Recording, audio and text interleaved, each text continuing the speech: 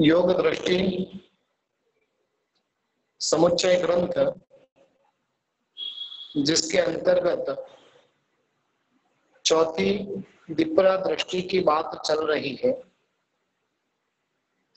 और विप्रा दृष्टि के अंदर 16 गाथाओं का वर्णन परिपूर्ण हो चुका था। आज से हम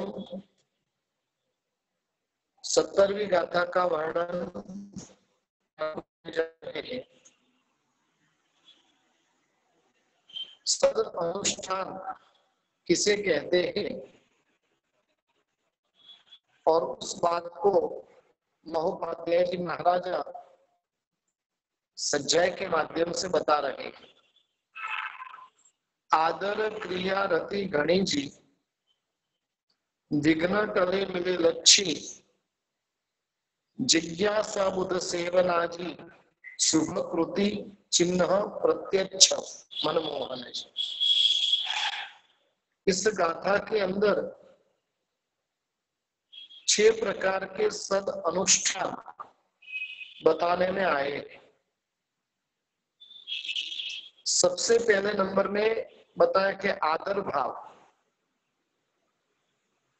क्रिया रति गणी जी, यानी धर्म क्रिया के अंदर रति यानी प्रेम। तीसरे नंबर के अंदर बताया कि विघ्न टले, विघ्न का अभाव। चौथे नंबर के अंदर मिले लच्छी, लच्छी का अर्थ होता है लक्ष्मी, लक्ष्मी की प्राप्ति। जिज्ञासा बुध सेवना, यानी जिज्ञासा वृत्ति। और छठे नंबर के अंदर बता रहे कि बुध सेवना जी, बुध का अर्थ होता है पंडित, पंडितों की सेवा, ज्ञानी की सेवा। ये 6 सद अनुष्ठान के लक्षण बताने में आए हैं। सद अनुष्ठान यानी क्या? तो लास्ट गाथा में हमने देखा था कि असम्मोह अनुष्ठान, जो असम्मोह अनुष्ठान कैसा होता है, तो बताया कि सद अनुष्ठान से युक्त होता है, उसे असम्मोह अनुष्ठान कहते हैं। सद अनुष्ठान को समझने के लिए शास्त्रकार भगवंतों ने उसके 6 लक्षण बताए हैं। आवाज क्लियर है अमृतलाल जी? हाँ। सद अनुष्ठान को बताने के लिए ज्ञानी भगवंतों ने 6 लक्षण बताए हैं। सबसे पहले नंबर के अंदर आदर भाव होना चाहिए।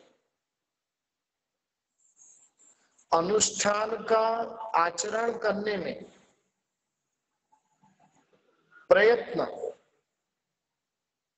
वो प्रयत्न कब होता है? जब आदर भाव होता है तभी प्रयत्न करने की इच्छा होती है। हम आराधना के अंदर प्रयत्न नहीं करते। क्यों नहीं करते हैं? आदर नहीं। जितना लक्ष्मी की प्राप्ति के लिए हमारा प्रयत्न है, उतना प्रयत्न सरस्वती की प्राप्ति के लिए नहीं। अभी तक लक्ष्मी जितनी आदरणीय लगी है, उतनी आदरणीय सरस्वती नहीं लगी। जगत के जीव मात्र को लक्ष्मी अच्छी लगती है। परिग्रह, संग्रह की वृत्ति, इकट्ठा करना, ये जीव मात्र को अच्छा लगता है, कोई उसे सिखाता नहीं। एकेंद्रिय जैसा एकेंद्रिय भी इस प्रकार का होता है। खाकर नाम का जो पेड़ होता है वो कहाँ पर उत्पन्न होता है?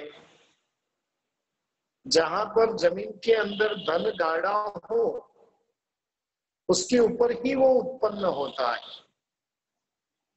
संस्कार ही है। जन्मा हुआ बच्चा 2-4 महीने का हुआ, उसके बाद में वो क्या करता है, पकड़ता है तो वो छोड़ता नहीं। जब वो पकड़ना सीखता है तब माँ बाप खुश होते हैं।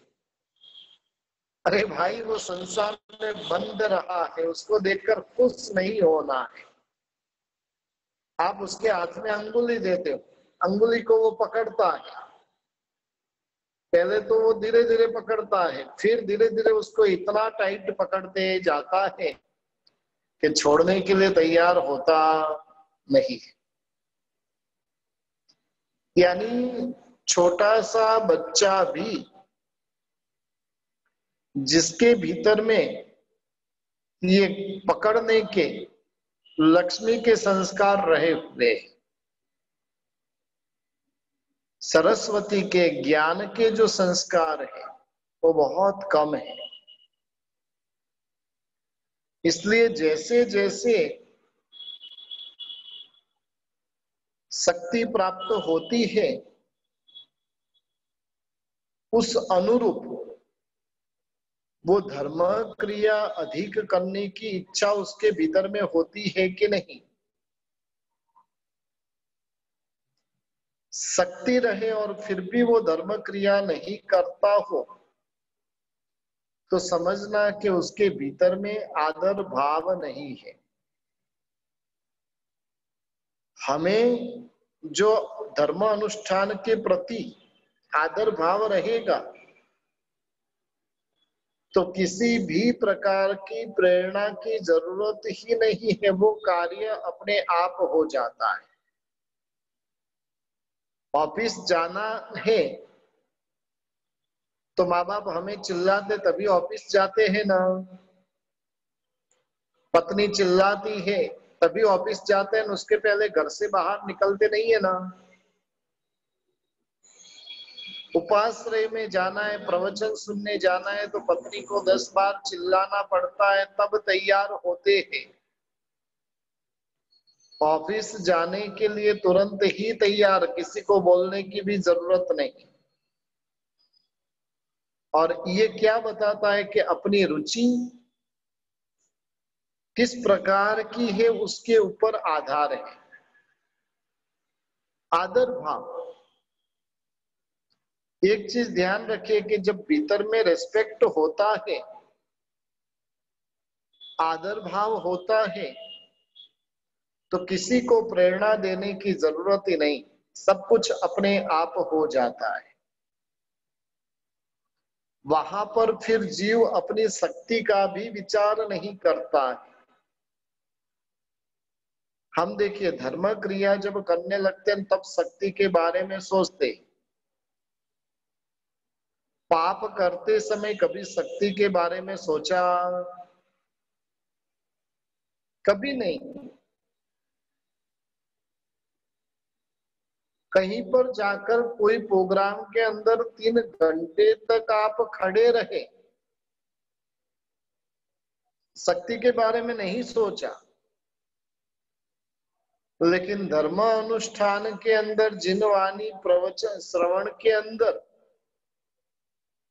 कभी कभार समझ लो कि वहां पर भीड़ लगी हुई है। आज ऐसा प्रसंग उपस्थित हुआ कि प्रवचन पूरा खड़े खड़े ही सुनना पड़ेगा। क्या करेंगे? सीधा रवाना, खड़े ही नहीं रहेंगे। थिएटर की टिकट के लिए घंटों तक लाइन में खड़े रहने के लिए तैयार, लेकिन अब तो सब कुछ ऑनलाइन हो गया, ऑनलाइन टिकट बुक करवाओ और चले जाओ। लेकिन पहले जो समय था उस समय के अंदर तो फ्राइडे को यदि टिकट प्राप्त करनी है तो कितने समय तक लाइन में खड़े रहना पड़ता और तब जाकर टिकट प्राप्त होती थी। किसी ने प्रेरणा नहीं दी, लेकिन फिर भी वहां पर जाकर वो घंटे भर तक खड़ा रहा, नहीं पांव दुखा नहीं दूसरी कोई प्रक्रिया हो। बस वैसे ही मुमुक्षु आत्माएं जो होती है उसको उत्तम अनुष्ठान के प्रति आदर भाव होता है, और आदर भाव होने के कारण वो विधि सहित उपयोग के साथ काल आदि का जो नियम है वो सभी, और भावों की वृद्धि के साथ में वो धर्म क्रिया करता जाता है। आदर भाव रहेगा तो अविधि से नहीं करेगा, वो विधि से ही करेगा। हमारा एक खमास्मरण भी विधि पूर्वक का के अविधि का। छोटी सी क्रिया खमास्मरण की पंचांग प्रणिपात की, भले ही गणधर भगवंतों ने पंचांग प्रणिपात बताया हो, लेकिन हमारा प्रणिपात पंचांग होता है कि त्रिअंग होता है कि एक अंग होता है। काफी लोग तो चेयरमैन हो गए, चेयर पे बैठे बैठे ही आराधना करने, मस्तक भी झुकता नहीं है। इच्छा में खमास्मरण वंदन जौन जैनी से उदाहरण, इच्छा में खमास्मरण, बस इतना ही झुकता है, उससे ज्यादा झुकता ही नहीं है। ज्यादा झुके तो पेट कम हो जाएगा, इसलिए झुकना भी नहीं। हाँ, अरे बड़े पुण्य से इतना बढ़ाकर बैठे, अब कैसे घटाना। कहने का मतलब है कि भी विधि सहित एक अंग भी झुकने में थोड़ा सा भी बाकी नहीं रहेगा, पूर्ण रूप से पंचांग प्रणिपात होगा, उपयोग दशा के साथ होगा, सतत उसका चिंतन उसमें लगा हुआ रहेगा, समय का ध्यान रखेगा, भावों की अभिवृद्धि किस प्रकार से हो उसकी सावधानी रखेगा, और इस प्रकार से आदर भाव के साथ में, आदर भाव यानी क्या, धर्म क्रियाओं के प्रति उसको आदर भाव रहेगा। और आदर भाव जब रहेगा तब क्या होगा, तो कि क्रिया आनंद पूर्वक होगी। हाँ, कितनी रति चाहिए, तो कि अधिक मात्रा में उसके भीतर में रति रहेगी। दूसरे नंबर का गुण है प्राप्त हुए हुए जो अनुष्ठान है, और उस अनुष्ठान के प्रति जो उसका राग रहेगा,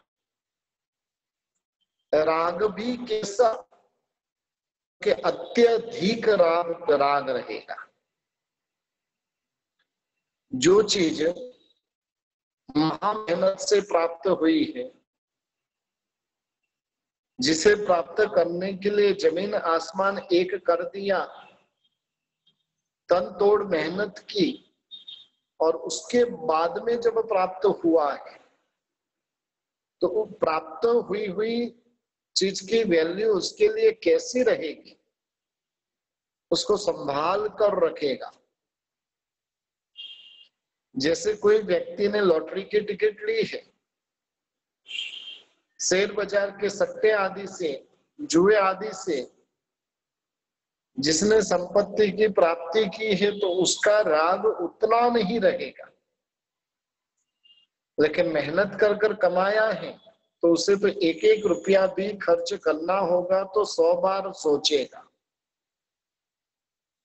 ये धर्म अनुष्ठान की प्राप्ति हमें जो हुई है, वो ऐसे ही नहीं हुई है। भूतकाल में अनेक भवों की गजब की साधना, और उस साधना के माध्यम से हमें ये आराधना साधना प्राप्त हुई। अब क्या करना, वो आराधना करते समय उसको सानंद पूर्वक वो क्रिया करनी है। पहले नंबर में आदर भाव, दूसरे नंबर में क्रिया में रति, आनंद, प्रेम उसका रहेगा।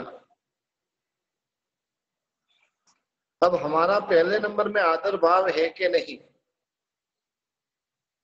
धर्म क्रिया करने का अवसर मिलता है तब छुटकारा चाहते हैं कि उसका इंतजार करते।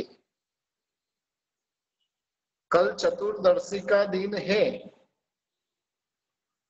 गुरु भगवंत के पास में वंदन करने के लिए गए और गुरु भगवंत ने आपको पकड़ लिया कि भाई आज शाम को आपको प्रतिक्रमण के लिए कंपलसरी आना ही है,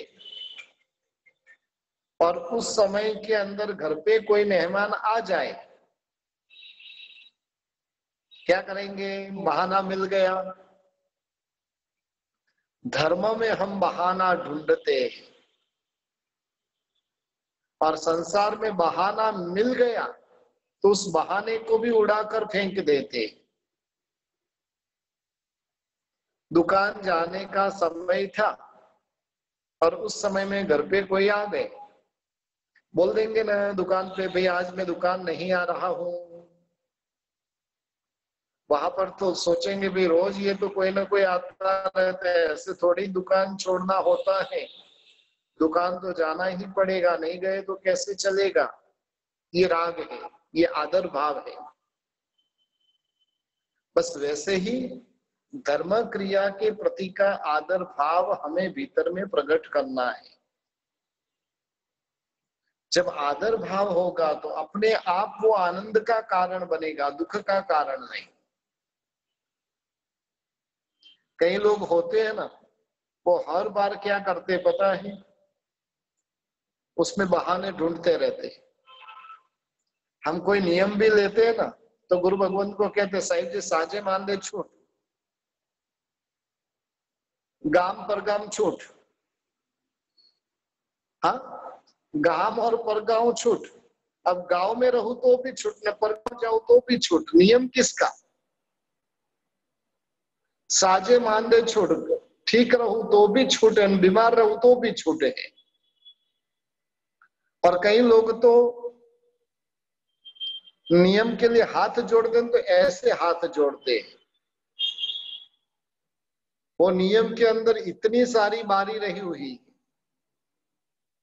कहीं से भी उस नियम से हम छूट सकते हैं। जब रति रहेगी, आदर भाव रहेगा, तो वही क्रिया हमारे आनंद का कारण बनी। तीसरे नंबर के अंदर जो लक्षण बता रहे कि विघ्नों का नाश करने वाला होता है। जो जो धर्मानुष्ठान करता है उसके प्रति का आदर भाव, उसके प्रति का प्रीति भाव जब होता है और उससे वो क्या करता है तो कि जो पूर्व के बांधे हुए जो कर्म हैं उसको तोड़ता जाता है। कर्मों की निर्जरा, अपूर्व कोटि का पुण्य का उपार्जन, जब कर्मों की निर्जरा होती है और पुण्य उपार्जन होता है तो उससे क्या होगा तो कि विघ्न अपने आप दूर हो जाएंगे। एक चीज ध्यान रखिए कि पाप करने वालों को विघ्न कम आते हैं, लेकिन धर्म करने वाले को विघ्न अधिक आते हैं। 3 टाइम खाने वाला व्यक्ति होता है, उसकी कोई परीक्षा नहीं होती है, लेकिन अठम करता है तो पहले दिन ही सिर दर्द चालू हो जाता है, पित्त शुरू हो जाते हैं। हाँ, आप देखो 3 टाइम खाते हो तो कभी पित्त हुए ऐसे आपको ध्यान है? ऐसा क्यों होता है? तो भाई ये परीक्षा है, वो सब कुछ होगा। मासक श्रवण भी करना है तो 3 दिन ही कुछ कठिनाई आएगी, 3 दिन के बाद तो अपने आप सब कुछ व्यवस्थित चलने लगेगा। यानी धर्म कार्य के अंदर यदि आप एकाग्र चित्त से आनंद पूर्वक धर्म आराधना करोगे तो उस धर्म क्रिया में आने वाले विघ्न जो है वो अपने आप दूर हो जाते हैं। धर्म करने के पहले भाव नहीं होते थे, हो सकता है कि अनुकूल संयोग भी नहीं मिलते, सोचकर रखा हो, लेकिन फिर भी कुछ न कुछ आदि व्याधि उपाधि आकर खड़ी हो जाती थी। लेकिन जब आदर भाव है, धर्म क्रिया करना शुरू करते तो उसके माध्यम से क्या होता है तो कि विघ्नों का अभाव हो जाता है। हमें भी प्रारंभ के अंदर परीक्षा होगी, फिर आपका मन यदि वहां पर स्थिर हो गया तो वो विघ्न भी हमें विघ्न स्वरूप दिखते नहीं है। जब आप ध्यान के अंदर मस्त बन चुके हो, उस समय के अंदर शरीर के भीतर में वेदना चल रही है, लेकिन आपका ध्यान शरीर में नहीं, ध्यान कहां पर है? साधना में। अब बोलिए, वो कष्ट आपको कष्ट स्वरूप लगेंगे? आज ही दोपहर में गुरु भगवंत के पास में बैठा था और तब मैंने उनको कहा कि गुरुदेव, वर्ष तक चल रहा है, इतनी लंबी लंबी ओलियां चल रही है, एक दिन उपवास एक दिन व्यासना, कभी कभार बीच में लॉटरी भी लग जाती है, छठ भी आ जाता है, और उस समय के अंदर समझ लो कि छठ है, दूसरा उपवास है, या तो दूसरा उपवास का पारने का दिन है, तीसरा दिन सुबह में 15 किलोमीटर विहार करना है। क्या विचार भीतर में आते हैं? तो कि पहले पहले जब नई नई दीक्षा ली थी तब हम सोचते थे कि भाई उपवास है और कल विहार करना है, तो कैसे विहार होगा। अब तो कुछ भी रहे, मन में विचार ही नहीं आते, विचार आए तो चिंता ना, विचार ही नहीं आए तो किस प्रकार से चिंता। हम क्या करते, हमारा मन सतत उसमें ही उलझा हुआ रहता है, और उलझा हुआ होने के कारण सतत सतत वो चीजें वो बातें हमें परेशान करती रहती है। मन वहां से हटा दो, फिर कुछ नहीं होगा। मन जब तक वहां पर लगा हुआ है तब तक बेचैनी है, मन हट गया फिर तो निश्चिंतता आ जाएगी। तो कहने का मतलब है, सद अनुष्ठान वो क्या करता है तो कि विघ्नों को नाश करने वाला बनता है। हम बोलते हैं बड़ी शांति में छोटी शांति में, बड़ी शांति में विशेष करके बोलते हैं, उपसर्गाः क्षयम यान्ति छिद्यन्ते विघ्नवल्लयः मनः प्रसन्नता मेति पूज्यमाने जिनेश्वरी। परमात्मा की पूजा वो क्या काम करती है तो कि मनः प्रसन्नता मेति, मन की प्रसन्नता देने का काम करती है, विघ्नों को दूर करने वाली होती है। जैसे ही आप संकल्प करते हो और संकल्प करने के साथ में विघ्न दूर हो जाते हैं। ऐसा नहीं है कि हमारे जो महापुरुष हुए ना, उनको जब उपसर्ग परिसर आए तो उनको वेदना नहीं हुई, वेदना तो हुई,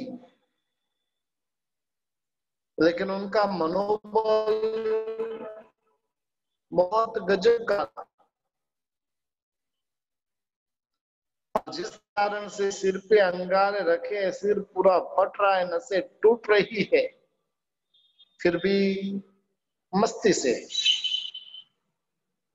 खंडक सूरी के 500 शिष्यों को गाड़ी में पिला जा रहा, हड्डियां एक एक हड्डियां तड़ तड़ तड़ तड़ टूटती जा रही है, और उस समय के अंदर भी वो तो मस्ती में है।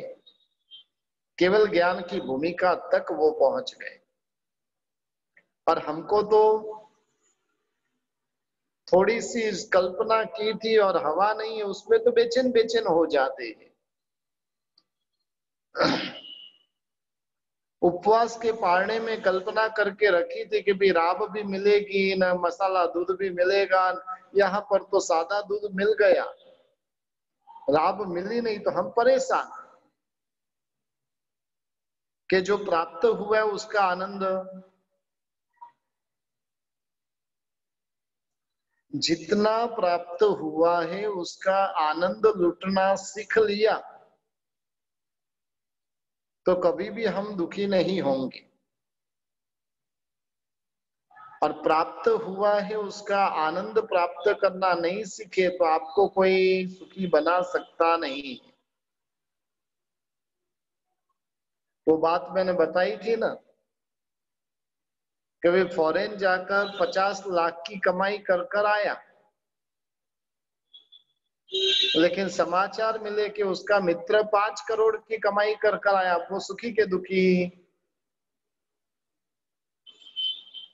वो यहाँ पर समझ लो कि भी 20 साल तक मेहनत करता फिर भी 50 लाख नहीं कमाता था। वो वहां पर जाकर 50 लाख की कमाई करके आया है,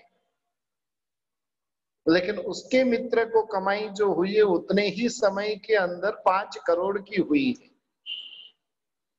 अब 50 लाख उसे सुखी बनाएगा कि दुखी बनाएगा? दुखी दुखी करके रख देगा। और उसकी जगह पर उसके मित्र को 5 लाख की कमाई हुई और उसको 50 लाख की हुई है, वो क्या करेगा? अपने आप को सुखी महसूस करेगा। इसलिए ध्यान दूसरों पे और नहीं रखते हुए मुझे जो प्राप्त हुआ है उस और ध्यान जाए तो हम कोई भी हालत में दुखी नहीं होंगे। कभी कभार जब आप अपने आप को दुखी महसूस करते हो उस समय के अंदर ब्लाइंड आश्रम के अंदर जाकर आ जाओ जहां पर सब अंधे ही है। कभी कभार जब अपने आप को हम दुखी महसूस करते हैं मेंटली डिस्टर्बों की जो हॉस्पिटल होती है और उधर जाकर आ जाए। जब हमारा मन चिंता से घिर जाता है और उस समय के अंदर जिनको हाथ पांव ही नहीं है और वैसी जगह पर जाकर आ जाए, एक चीज ध्यान रखिए कि नजरिया हमारे पास में चाहिए देखने का, लेकिन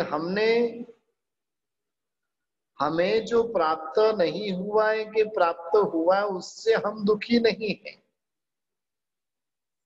दूसरों को प्राप्त हुआ वो कैसे हुआ और हम दुखी हैं। मैं कई बार कहता हूं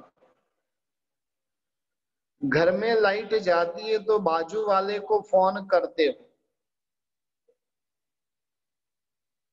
घर में जब लाइट जाती है तो बाजू वाले को फोन करते हो, इलेक्ट्रिक बोर्ड में फोन नहीं करते हो। क्यों? आपके घर में लाइट नहीं है और बाजू वाले के घर में लाइट है तो आप दुखी के सुखी? हाँ। और आपके घर में भी नहीं है और बाजू वाले के घर में भी नहीं है तो आप निश्चिंत होकर बैठ जाते हो, बाजू में भी नहीं है लेकिन मैसेज मिला आपके घर में नहीं और बाजू में है तो दुखी दुखी। और ये देखिए हमारे दुख की जड़ कहां पर है, उधर पहुंचने का हम प्रयास करें। तीसरे नंबर के अंदर विघ्नों का नाश होता है। चौथे नंबर में क्या बताया था बोलिए, किसने तो लिखा होगा। चौथे नंबर में कौन सी चीज बताई थी?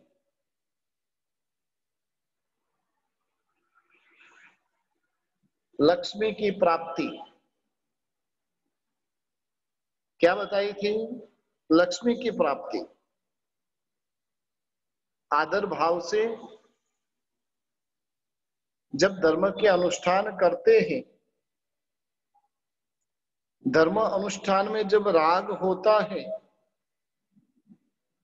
तब क्या होगा? तो कि विघ्नों का अभाव होगा। जैसे विघ्नों का अभाव होता है, वैसे ही धर्म क्रिया से प्रचंड पुण्य भी निर्मित होता है। और उस पुण्य के कारण क्या होगा? तो कि संपत्ति की प्राप्ति भी अवश्य होगी। जितनी मात्रा में शुभ भाव प्रकट होंगे, उतनी मात्रा के अंदर पुण्य प्राप्त होगा, पुण्य का सर्जन होगा। और जितनी मात्रा में पुण्य होगा, उतनी मात्रा में क्या होगा? तो कि संपत्ति की प्राप्ति होगी। महोपाध्याय जी महाराजा दो प्रकार की संपत्ति बता रहे हैं। एक अभ्यंतर संपत्ति है, तो एक बाह्य संपत्ति। उदारता, सरलता, नम्रता, विनयता, ये सब अभ्यंतर संपत्ति है। और धन, पद प्रतिष्ठा, निरोगी काया, सुंदर देह, ये सब बाह्य संपत्ति। विघ्न के अभाव के साथ में संपत्ति की प्राप्ति होती है।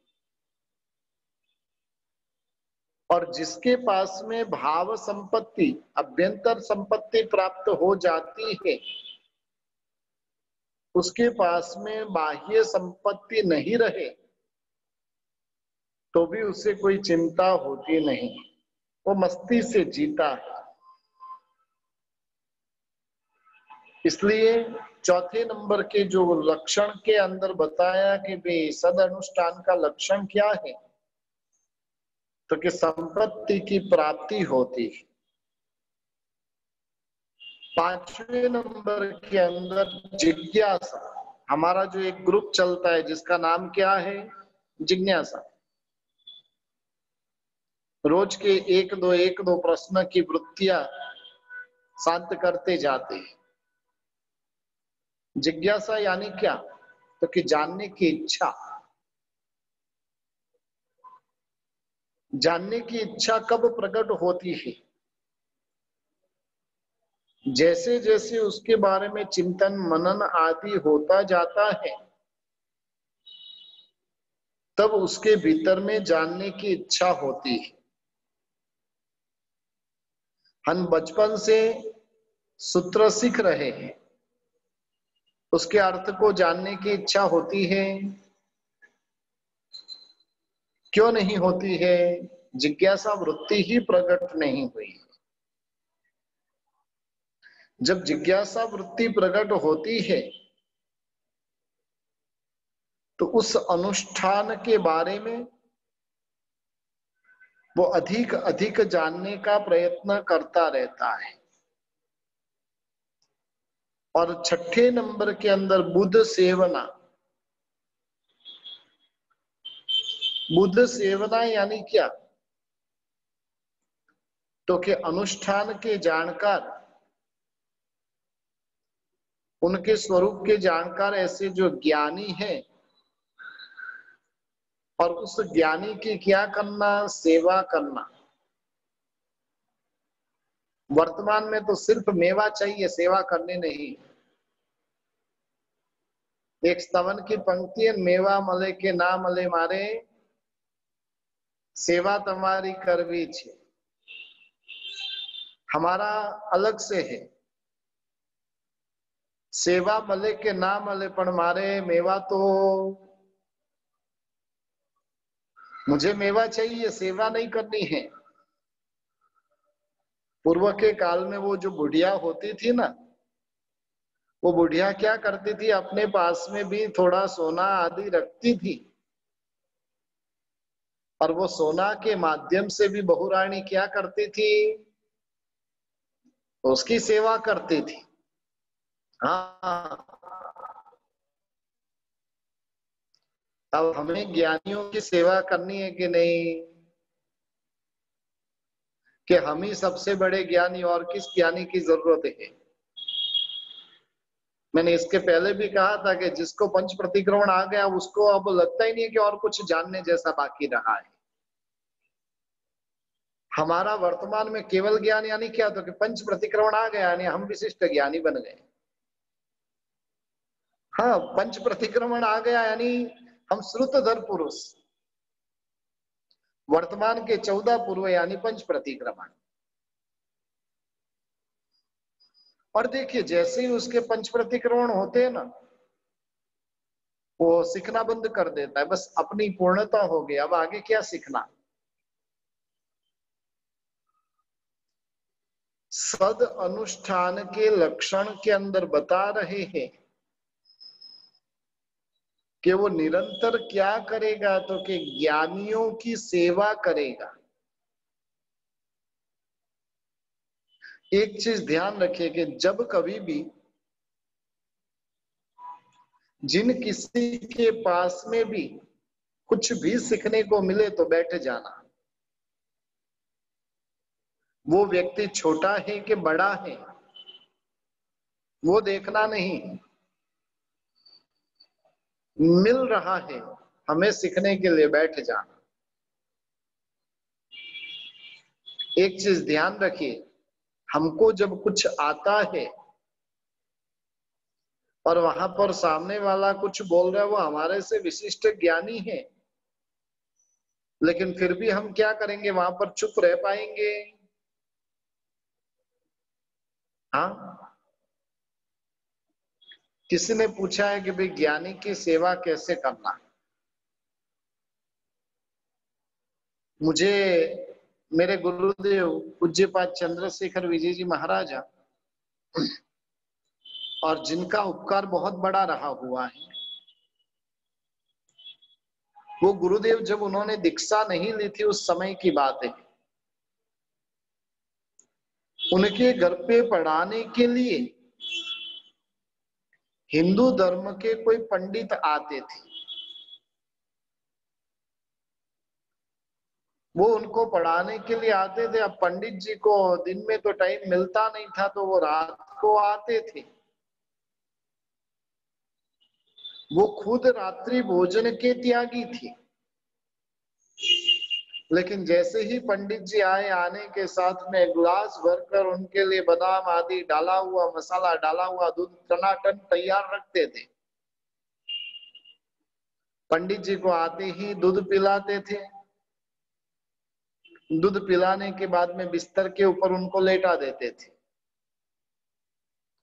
5-10 मिनट तक उनकी पाद चंपी करते थे, और उसके बाद में 10-15 मिनट में तो 15 पंडित जी जग जाते थे, और फिर इतना उत्साह से उनको पढ़ाते थे। ये क्या हुई? सेवा हुई। अब देखिए ये सब चीज क्या मुझे ही बतानी पड़ेगी? हा? ये जब अपना प्रेम भीतर में प्रकट होता है तो अपने आप सब कुछ होता है,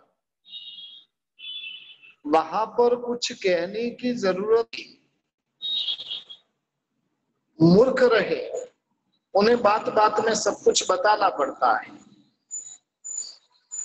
समझदार रहे उसे कुछ बताने की जरूरत नहीं, वो तो अपने आप ग्रहण करने वाला होता है। यानी कहने का मतलब है सद अनुष्ठान के ये 6 लक्षण रहे हुए, हमारे में कौन सा लक्षण है वो हमें सोचना है। क्रिया के प्रति आदर भाव है, उसमें रति है, वो क्रिया विघ्नों को खड़ा करने वाली बनती है कि विघ्नों का नाश करने वाली बनती है,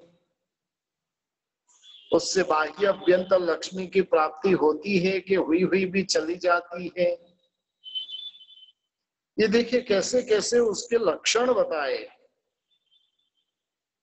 जिज्ञासा वृत्ति भीतर में कितनी है,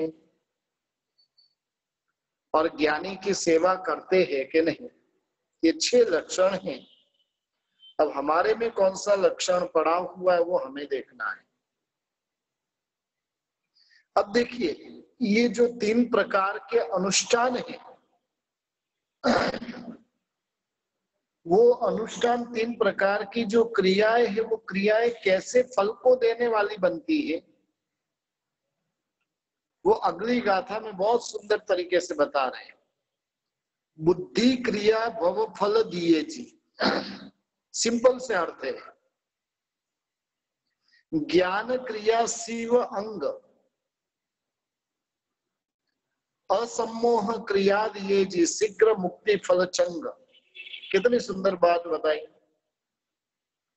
बुद्धि मात्र से कराते हुए अनुष्ठान वो संसार का फल देने वाली बनती है। शास्त्र ज्ञान पूर्वक किए हुए अनुष्ठान वो लंबे काल में मोक्ष देने वाले बनते हैं। और असम्मोह पूर्वक किए गए अनुष्ठान वो तो तुरंत ही मोक्ष को देने वाले बनते हैं। 5 इंद्रिय के विषय को अनुसरने वाली जो बुद्धि है, देखिए लगभग हमारा नंबर पहले में आता है। हमारी बुद्धि जो है उसको चिंता किसकी होती है? 5 विषय के, 5 इंद्रियों के जो विषय है और उसको अनुसरने वाली हमारी बुद्धि होती है। कहीं पर भी जाएंगे तो सबसे पहले स्पर्शनेंद्रिय का सुख देखेंगे। शत्रुंजय गिरिराज पर चले गए तो कौन सी धर्मशाला पसंद करेंगे? एकदम नीट एंड क्लीन चाहिए। वापस कैसी चाहिए? एसी चाहिए, जहां पर हवा उजास अच्छा। अरे भाई, पूरी जिंदगी वहां पर बितानी नहीं, एक दिन के लिए गए हो, उसमें भी आधा दिन तो यात्रा में जाने वाला है, रूम में सिर्फ 2 घंटा ही रहने वाले हो, लेकिन फिर भी चाहिए कैसा? ऐसे ही चाहिए ना। ये स्पर्शेंद्रिय का सुख। दूसरे नंबर में रसनेन्द्रिय का सुख। पूरे पालीताना में ढूंढ ढूंढ कर निकालेंगे कौन सी धर्मशाला में टेस्टी खाना बनता है, कौन सी भोजनशाला में टेस्टी खाना बनता है। 1 किलोमीटर जाना पड़े तो कोई चिंता नहीं, लेकिन खाना तो कितने भवों का भूखा है बेचारा, पता नहीं घर पे खाने को मिलता नहीं है, और उसके लिए खाने के लिए पालीताना चला गया है। और कई मूर्ख के सरदार तो ऐसे होते, उधर भी जाकर भेल न पाव भाजी न गन्ने का जूस न क्या क्या वो इंतजार करता है। जैसे पालीताना गया ही भेल के लिए, जैसे अपने सिटी में कुछ खरीदी के लिए मिलता ही नहीं है, उधर जाकर भी अरे उधर देखना है, इतने इतने ऐसे ऐसे जिनालय हैं, उनके दर्शन करो। लेकिन ये मूर्ख का सरदार क्या करता है? वहां पर जाकर भी शॉपिंग। और हमारी बहनों का, माताओं का तो क्या कहना, जहां पर भी जाए उधर शॉपिंग के लिए टूट पड़ते, जैसे कि जहां पर वो है उधर कुछ प्राप्त होता ही नहीं। कहने का मतलब है कहीं पर भी हम जाते हैं तो 5 इंद्रिय के सुख की चिंता करते हैं। फिर वो अनुष्ठान करता है। वो अनुष्ठान कैसे करता है? अपनी इच्छा अनुसार, अपनी बुद्धि पूर्वक करता है, धर्म से नहीं। और वैसे अनुष्ठान वो संसार फल के कारक बनते हैं। शास्त्र की अपेक्षा रखे बिना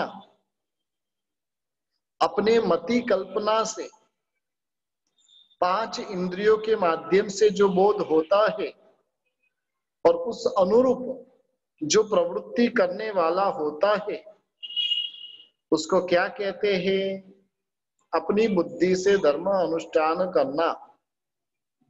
और वैसे अनुष्ठान संसार परिभ्रमण के कारण बनते हैं। दूसरे नंबर के अंदर आगम शास्त्रों का आलंबन लेकर उसके माध्यम से सम्यक ज्ञान की प्राप्ति करेंगे। सम्यक ज्ञान के माध्यम से अविधि आदि को जानेंगे और उस प्रकार से वो धर्म क्रिया करेगा। वैसी जो धर्म क्रिया है वो मोक्ष तो देगी, लेकिन मोक्ष समय थोड़ा ज्यादा लगेगा। यानी उसके पास में ज्ञान है, लेकिन उसका जो आदर भाव, उसके अंदर जो रुचि होनी चाहिए उस प्रकार की रुचि नहीं है, और जिस कारण से वो लंबे समय के बाद में मोक्ष देने वाला बनता है। तीसरा जो असम्मोह नाम का अनुष्ठान है, वो अनुष्ठान 6 लक्षण से युक्त होते हैं। चलिए फटाफट टाइप कीजिए, किनका जवाब जल्दी आता है। 6 लक्षण कौन कौन से?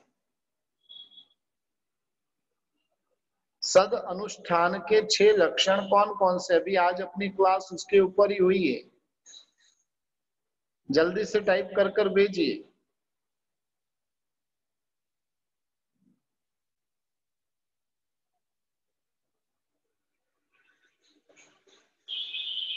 कोई नहीं है पुण्यशाली?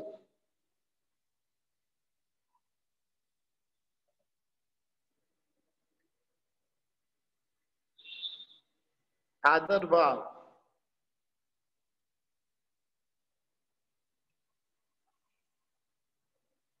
चलिए टाइप करने में शायद टाइम लग रहा है, पूछेंगे तो फटाफट बोल देंगे।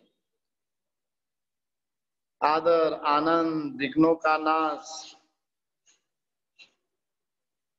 यानी कहने का मतलब है ऐसे 6 लक्षण पूर्वक जिसके पास में ज्ञान है, जिसके पास में क्रियाओं के प्रति अहोभाव, रुचि आदि भाव रहे हुए, और वैसे जो अनुष्ठान होते हैं वो अनुष्ठान क्या करते हैं, तो कि तुरंत ही मोक्ष फल की प्राप्ति कराने वाले बनते हैं। उसको अब ज्यादा इंतजार करने की जरूरत नहीं। उसी के अंदर आगे महोपाध्याय जी महाराजा बता रहे हैं,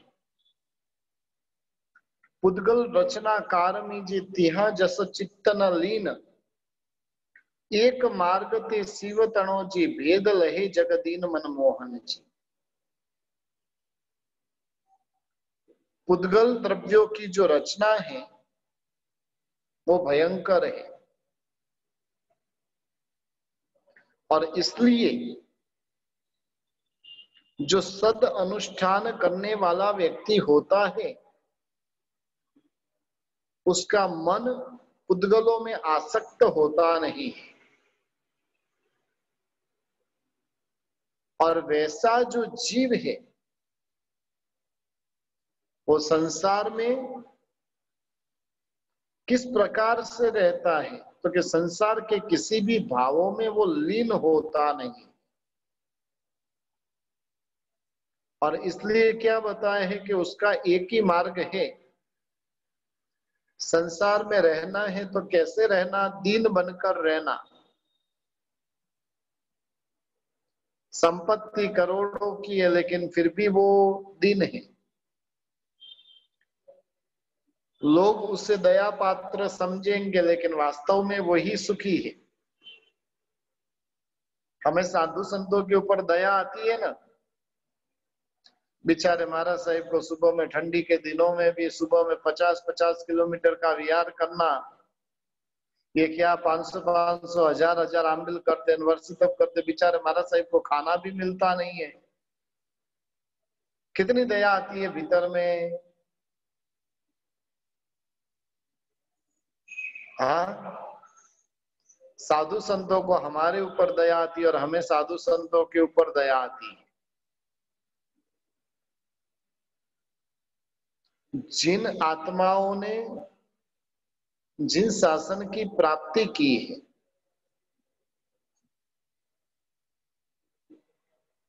उनके प्रति यानी वैसे जो जीव होते हैं वो जीव गुणानुरागी होते हैं, और गुणानुरागी होने से ही वो जीव सम्यक दृष्टि होते,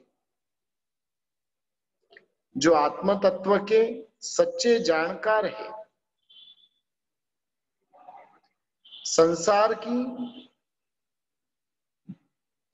अच्छी या तो बुरी जो भी पौद्गलिक रचनाएं वो दुख के कारण भूत है।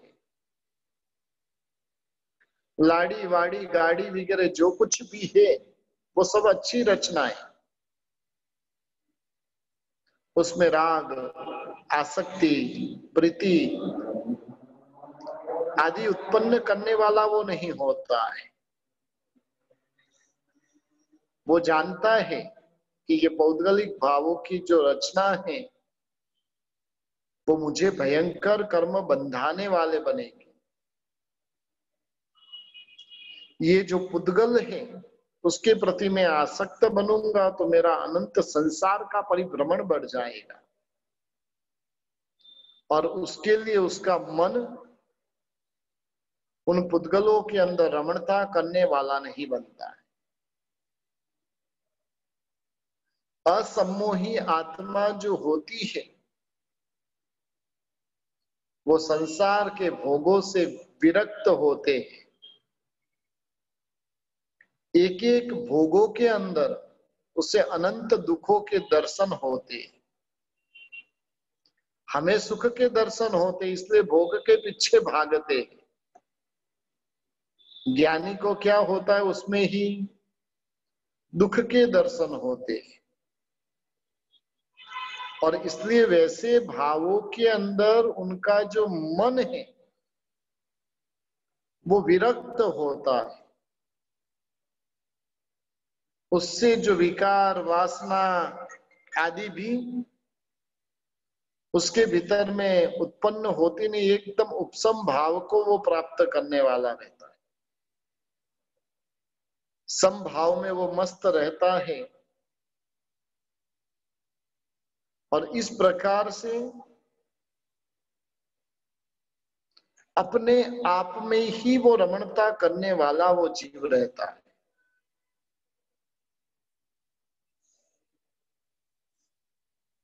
गजब का ज्ञान उसके पास में है, और ज्ञान दशा होने के कारण जो ऐसे ऐसे पुद्गल में रमणता करने वाले जीव हैं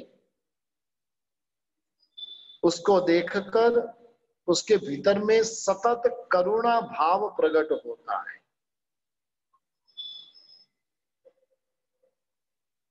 कहने का मतलब है कि इस प्रकार से जो जीव पुद्गल भावों में लीन होता नहीं है, और वैसा जीव जो है निरंतर अपने आत्मा के भीतर में ही रमणता करने वाला बनता है। इस प्रकार से 19वीं गाथा के अंदर मुक्ति का मार्ग जो है वो क्या है, तो कि भाई अपनी आत्मा में रमणता करना वो मोक्ष का मार्ग है। संसार का मार्ग क्या है, पुद्गल के भावों में रमणता करना वो संसार का मार्ग है। अब हमें कौन से मार्ग पर चलना है उसका निर्णय हमें खुद को करना होगा। इस प्रकार से 19 गाथा के अर्थ के ऊपर हमने विचारणा की। आगे 20वीं गाथा से आगे जो है उसकी विचारणा हम कल करेंगे। आज अपनी क्लास का समय परिपूर्ण हो चुका है, 9:30 बज चुके हैं, इसलिए यहाँ पर ही विराम को प्राप्त करते हैं। सबको भी प्रणाम। कल संस्कृत क्लास होगी कि नहीं और होगी तो कितने बजे होगी उसकी जानकारी सुबह में ऑनलाइन संस्कृत ग्रुप के अंदर आपको दी जाएगी। इसलिए सुबह में एक बार आप देख लेना कि भाई अपनी क्लास कितने बजे होगी, तो लगभग 8:30 9:15 बजे के आसपास रहेगी। चलिए सबको भी प्रणाम। प्रणाम गुरुजी।